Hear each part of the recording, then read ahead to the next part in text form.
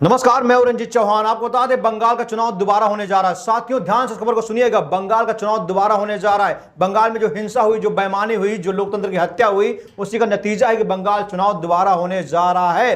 BJP ने बंगाल चुनाव जीतने के लिए सारी हदें पार कर दी है। बीजेपी ने बंगाल चुनाव जीतने के लिए लोकतंत्र का चीरहरण कर दिया है, संविधान की धज्जियां उड़ा दी हैं, और इसीलिए संविधान की ताकत है कि दोबारा चुनाव होने जा रहा है। इस खबर को ध्यान सुनिएगा साथियों।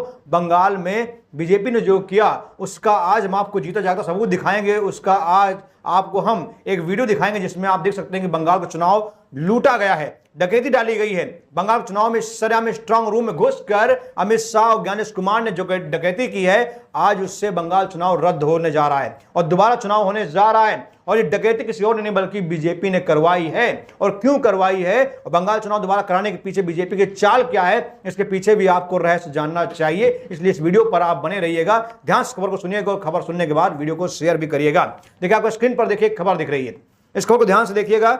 लिखा हुआ है, पश्चिम बंगाल के 15 बूथ पर दोबारा वोटिंग, पोलिंग स्टेशन पर लंबी लंबी कतारें, चप्पे चप्पे पर सुरक्षा बल तैनात। साथियों, पश्चिम बंगाल के 15 बूथ पर दोबारा वोटिंग होने जा रही है। ये 15 बूथ कौन से हैं? ये 15 बूथ पर दोबारा वोटिंग क्यों होने जा रही है? क्या इसमें धांधली हुई है? क्या बीजेपी की कोई चाल है या टीएमसी ने इतिहास रच दिया है? चलिए, इससे सब जानने के लिए आपको पूरी खबर देखना चाहिए। इसके बाद देखिए, सबके आपके सामने खबर दिख रही है कि पश्चिम बंगाल में 2 चरणों में मतदान संपन्न हो चुका है, लेकिन शिकायत मिलने के बाद चुनाव आयोग ने 2 विधानसभा क्षेत्रों के कुल 15 बूथों पर दोबारा से मतदान कराने का फैसला किया है। वहीं प्रदेश में ईवीएम को लेकर मचा बवाल थमने का नाम नहीं ले रहा है।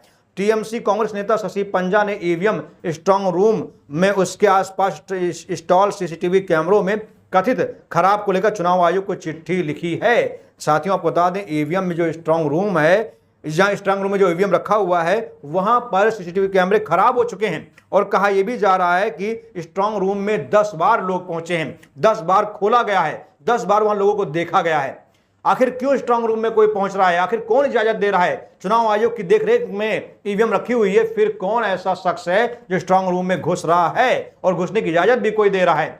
साथियों, ये चुनाव नहीं है बल्कि मजाक बना दिया है। बीजेपी ने चुनाव जीतने के लिए मजाक बना दिया देश का। आपको पता होगा कि बीजेपी ने चुनाव जीतने के लिए बंगाल में 2,40,000 की फोर्स उतार दी, यहां तक कि आतंकवाद जांच एजेंसियों को उतार दिया। सोचिए, वहां पर तोप टैंक उतार दिए, बस ब्रह्मोस और युद्धपोत उतारना बाकी था। बाकी बीजेपी ने सब कुछ बंगाल चुनाव में उतार दिया। जितनी ताकत इन्होंने बंगाल चुनाव में झोंकी है, अगर इतनी ताकत मणिपुर में झोंक देते तो मणिपुर नहीं जलता। जितनी ताकत इन्होंने पश्चिम बंगाल में झोंकी, अगर इतनी ताकत ये चीन बॉर्डर पर अगर उतार देते तो चीन बॉर्डर पर चीन हिंदुस्तान की जमीन पर कब्जा नहीं करता। लेकिन वहां ये नहीं, कुछ नहीं करेंगे, न पश्चिम बंगाल में, माफ कीजिएगा, ना ये चीन बॉर्डर पर कुछ करेंगे, ना ये मणिपुर में कुछ करेंगे, लेकिन बंगाल में ये सब कुछ करेंगे क्योंकि इन्हें चुनाव जीतना है। इनका मेन उद्देश्य चुनाव जीतना है। चलिए, आपके सामने एक खबर और दिखाने जा रहा हूं। ये खबर आपको हैरान कर देगी और उसके बाद मैं कुछ नेताओं के बयान आपको दिखाऊंगा कि पश्चिम बंगाल चुनाव को लेकर नेताओं ने क्या कहा है। नेताओं ने जो पोल खोली है बीजेपी की, नरेंद्र मोदी की, अमित शाह की, ज्ञानेश कुमार की, उसे देखकर आपका खून खोल जाएगा, खून खोल जाएगा। यकीन मानिएगा, जो अभी मैं आपको वीडियो दिखाने जा रहा हूं, उसे देखकर आपका खून खोल जाएगा। उससे पहले आप ये खबर देखिए। ये खबर देखकर आपकी आंखें फटी फटी रह जाएंगी कि ईवीएम स्ट्रांग रूम में 10 बार खोला गया। अभी मतगणना शुरू नहीं हुई है, 4 मई को मतगणना होगी, तो उससे पहले 10 बार स्ट्रांग रूम खोला जा चुका है। 10 बार लोग वहां पहुंच चुके हैं, 10 बार वहां हेरा फेरी हो चुकी है। अब हेरा फेरी का मतलब आप जानते हैं हिंदुस्तान में क्या होता है। हो सकता है ईवीएम बदली गई हो, या ईवीएम के साथ छेड़छाड़ की गई हो, या ईवीएम में दोबारा वोटिंग की गई हो, कुछ भी कहा जा सकता है। साथियों, कुछ भी हो सकता है। देखिए, खबर है कि खबर है कि पश्चिम बंगाल में मतदान के बाद स्ट्रांग रूम को लेकर हंगामे के बीच 6 अधिकारियों को सस्पेंड कर दिया गया है। रिपोर्ट के मुताबिक बीजेपी नेताओं ने इस मामले को लेकर विधानगर के एसडीओ से शिकायत की थी।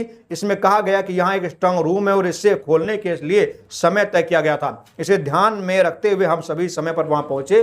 वहां पहुंचने के बाद हमने पाया कि स्ट्रांग रूम पहले से ही खुला हुआ था, उसे समय पर खोला नहीं जा रहा था, पहले ही खुल चुका था। इसे लेकर हमने सवाल उठाया जिसका संतोषजनक जवाब नहीं मिला। अधिकारियों ने संतोषजनक जवाब नहीं दिया। शिकायत पत्र के मुताबिक हमने पूछा कि जब काम ठीक से शुरू भी नहीं हुआ था तो इतनी जल्दी क्यों खोला गया। बाद में पूछताछ करने पर हमें बताया गया कि इस स्ट्रांग रूम को एक दो बार नहीं बल्कि कम से कम 10 बार पहले ही खोला जा चुका है। बूथ नंबर 116, 117 के लिए छटाई और पोस्टल बैलेट के स्तर पर हमारा काम पूरा हो गया था, इसलिए हमने पूछा कि इसे खोलने की इजाज़त किसने दी, हमें इसकी जानकारी क्यों नहीं दी गई, लेकिन कोई संतोषजनक जवाब नहीं दिया गया। जब 24 घंटे सीसीटीवी कैमरे की निगरानी में एक स्ट्रांग रूम है तो फिर कौन ऐसा शख्स है, कौन ऐसा बहादुर, कौन ऐसा महाबली, कौन ऐसा शक्तिमान है जो स्ट्रांग रूम में घुस जा रहा है और स्ट्रांग रूम में छेड़छाड़ कर रहा है। साथियों, मैंने शुरू में आपको बताया था कि दोबारा चुनाव होने हैं। अब दोबारा चुनाव होने का मतलब क्या है? ये जो जिन सीटों की मैं जिक्र कर रहा था 15 सीटें, कहा जा रहा है 15 सीटों पर जानबूझकर भाजपा ने दंगा फसाद किया, क्योंकि 15 सीटें बीजेपी हार रही थी। बीजेपी को पता था कि अगर इन सीटों पर दंगा नहीं करेंगे, इन सीटों पर उपद्रव नहीं करेंगे तो ये सीटें बीजेपी के हाथ से निकल जाएंगी, और अगर मैं उपद्रव करूंगा, दंगा करूंगा तो ये 15 सीटों पर चुनाव दोबारा हो सकता है। और बीजेपी ने यही किया साथियों। बीजेपी ने चुनाव आयोग के सामने अपील की कि 15 सीटों पर दंगा फसाद हुआ है, इसलिए यहां दोबारा मतदान होना चाहिए। और गणेश कुमार ठहरे अमित शाह के खासम खास, उनके चेले, उनके सबसे बड़े रहनुमा, उन्होंने तुरंत ही बीजेपी की याचिका स्वीकार कर ली और दोबारा चुनाव कराने का फैसला कर लिया। मतलब बीजेपी ने सारा खेल पहले खेल दिया है। अब देखिए, इस खेल को लेकर कई बड़े नेताओं का बयान आया है। अधीर रंजन चौधरी ने क्या कहा है कि चुनाव के बाद हमने कुछ जगहों पर सत्ताधारी पार्टी की हिंसा देखी, कुछ जगहों पर तो विपक्षी पार्टी के कार्यकर्ताओं को भी उत्पीड़न का सामना करना पड़ा। यहां तक कि हमारे बहरापुर शहर में भी टीएमसी नेताओं ने सालों पहले लगाई गई पीने की पानी की सुविधाएं हटा दी, इस शक में कि झुग्गी झोपड़ी में रहने वाले उन्हें वोट न दे पाए। साथियों, इतनी कोशिश कर ली बीजेपी ने कि बीजेपी की टीएमसी को वोट ना मिले। जो झुग्गी झोपड़ी वाले हैं, गरीब तबके के लोग हैं, अल्पसंख्यक लोग हैं, वो लोग टीएमसी को वोट ना दे पाए। इसके लिए बीजेपी ने सारे कंडे अपनाए। देखिए, अब शशि पंजा का बयान आया है, टीएमसी उम्मीदवार हैं ये क्या कह रही हैं कि पहले जहां जाकर हर पॉलिटिकल पार्टी या प्रेस भी कैमरे के वीडियो देख सकते थे, अब उस पर चुनाव आयोग ने पाबंदी लगा दी है। अब केवल हम जिन एजेंट का नाम देंगे वो 10 एजेंट ही शिफ्ट के हिसाब से वीडियो देख पाएंगे। ये एक तरफा फैसला है, हर समय नियम बदलते रहते हैं। अब सोचिए, अब की वीडियो भी नहीं देख सकते हैं आप, अब सीसीटीवी कैमरे के वीडियो आप नहीं देख सकते हैं। ये नियम बना दिया है चुनाव आयोग ने।